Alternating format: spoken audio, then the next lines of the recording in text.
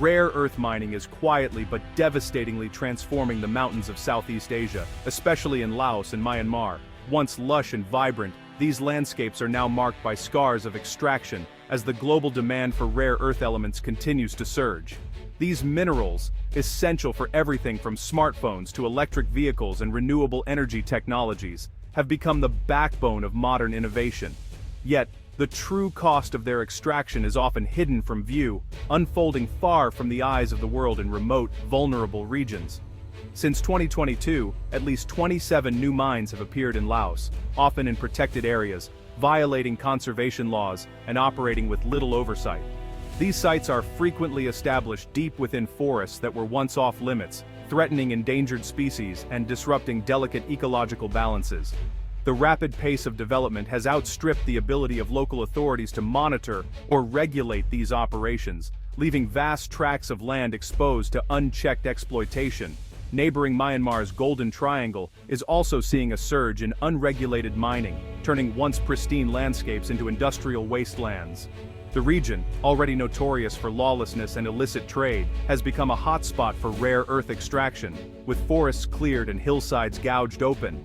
The transformation is stark.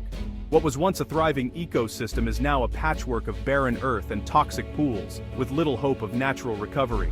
Many mines operate illegally, springing up overnight and smuggling materials across borders, making the true scale of destruction hard to track.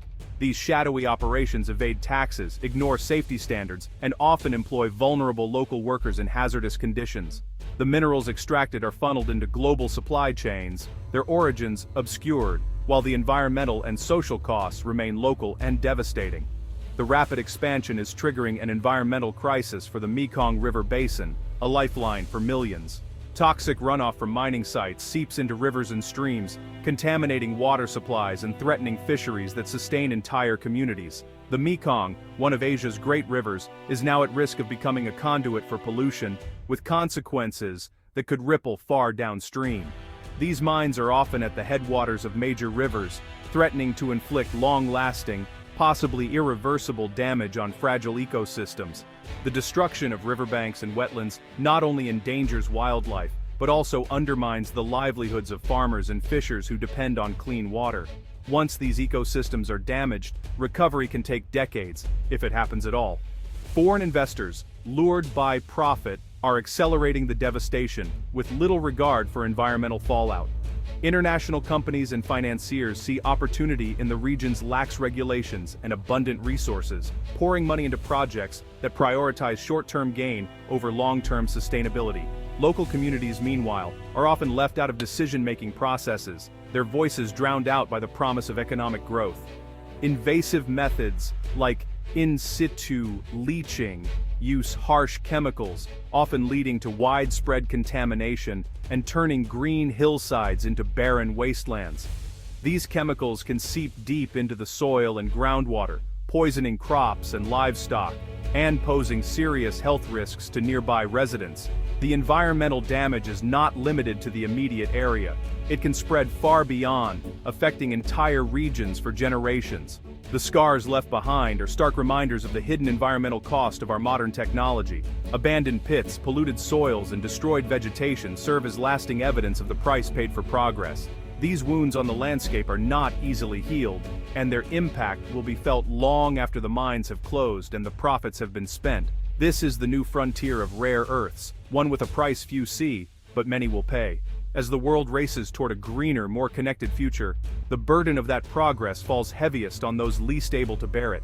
The challenge now is to find a balance between technological advancement and environmental stewardship before these hidden costs become too great to ignore. China's massive demand for rare earths is a driving force in the global economy. These minerals are crucial for the production of high-tech devices and green technologies. This demand is the main force behind the mining boom in Laos and Myanmar, where vast deposits of these valuable minerals are found. As a global manufacturing giant, China needs these minerals for everything from smartphones to electric vehicles. The country's factories churn out millions of products that rely on rare earths, making them indispensable to modern life. With stricter environmental controls at home, Chinese companies are moving operations to neighboring countries with weaker regulations. This shift allows them to continue extracting resources without facing the same level of scrutiny or environmental responsibility. Laos's economic dependence on China allows these activities to flourish, often sidestepping national bans and laws. The influx of Chinese investment is seen as a boon for the local economy, but it comes with significant strings attached. In Myanmar, Chinese operators set up mines with little local input, smuggling minerals directly across the border. This clandestine trade undermines local governance and deprives the country of potential revenue. This cross-border trade bypasses official channels, leaving local governments with the pollution, but none of the profits. The environmental degradation is severe, with rivers and landscapes bearing the brunt of unchecked mining activities. China maintains its dominance in rare earths while exporting the environmental and human costs to poor neighbors. The local communities, often impoverished, face the consequences of this exploitation with little benefit to show for it. The global push for clean energy is, ironically, creating a toxic legacy in Southeast Asia. While the world benefits from cleaner technologies, the environmental and social costs are borne by those least able to afford them, highlighting a stark imbalance in the pursuit of progress. Rare earth mining is unleashing a wave of toxic pollution into the Mekong River and its vast network of tributaries. Once a lifeline for millions, the river is now under siege from the byproducts of industrial extraction. The water, once clear and teeming with life, now runs murky and discolored, a visible sign of the invisible dangers lurking beneath the surface. Chemicals like ammonium sulfate, heavy metals, and other hazardous substances are routinely discharged into streams and rivers. These pollutants poison the water, making it unsafe for drinking, bathing, and irrigation. The toxic cocktail not only threatens aquatic life but also seeps into the soil, contaminating crops and endangering entire ecosystems that depend on the river's health. This pollution doesn't respect borders. As the contaminated water flows downstream, it crosses into Cambodia, Laos, Thailand, Vietnam, and Myanmar, impacting millions of people who rely on the Mekong for their daily needs. The river, once a symbol of unity and abundance, now carries a shared burden of environmental harm. In Laos and Myanmar, chemical spills have triggered catastrophic fish die-offs, wiping out entire populations overnight.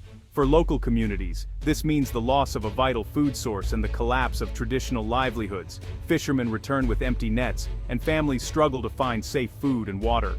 The toxins don't simply wash away, instead they settle into the riverbeds, creating a long-term reservoir of poison. During floods, these sediments are stirred up, re-releasing toxins into the water and perpetuating the cycle of contamination for years to come. The entire Mekong food web is now at risk. Fish, birds, and other wildlife accumulate these toxins, which then move up the food chain, ultimately endangering the health of people who depend on the river for sustenance. Even children playing by the water are exposed to unseen dangers. The river's slow poisoning is not just an environmental disaster, it's a crisis that will haunt the region for generations. The Mekong's toxic burden threatens the future of entire communities, making urgent action more necessary than ever. Local communities are paying the highest price for the rare earth boom. Deforestation and land seizures strip families of farmland and food sources, pushing them deeper into poverty. Fishing, once a staple, is collapsing as pollution kills off fish and taints the catch. Compensation for lost land is rare or inadequate, leaving villagers to fend for themselves. The destruction of land and rivers erodes cultural identity and social bonds, forcing migration and division.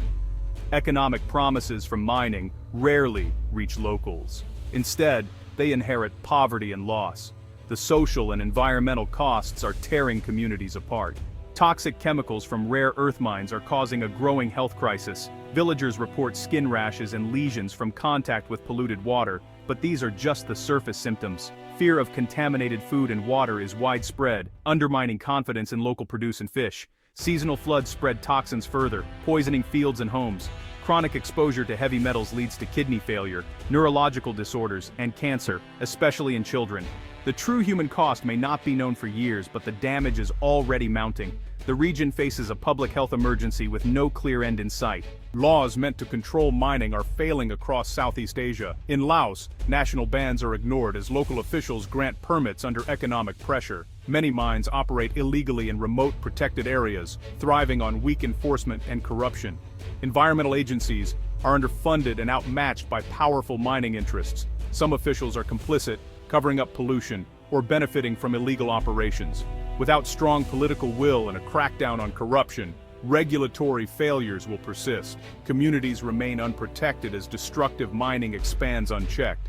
Despite overwhelming odds, local communities and grassroots groups are fighting back. They monitor pollution, collect evidence, and raise awareness, often with little support or resources. Official help is rare, leaving these groups to struggle against powerful mining interests. Reliable data on water and food safety is scarce, and public health warnings are seldom issued. Regional cooperation is discussed but rarely results in action. Some groups use social media and international journalists to draw global attention. Their resistance challenges the narrative that destruction is the price of progress. These acts of defiance are a beacon of hope in a dark situation.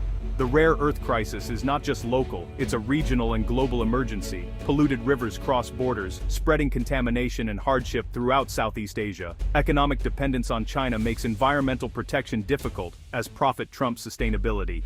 The hidden costs of our technology are paid by communities and ecosystems far from consumers. International corporations and consumers share responsibility for the destruction. Greater transparency and ethical sourcing are urgently needed throughout the supply chain. Without global commitment, we are all complicit in the devastation. The poisoned rivers of Southeast Asia reflect a world that has prioritized profit over people and the planet.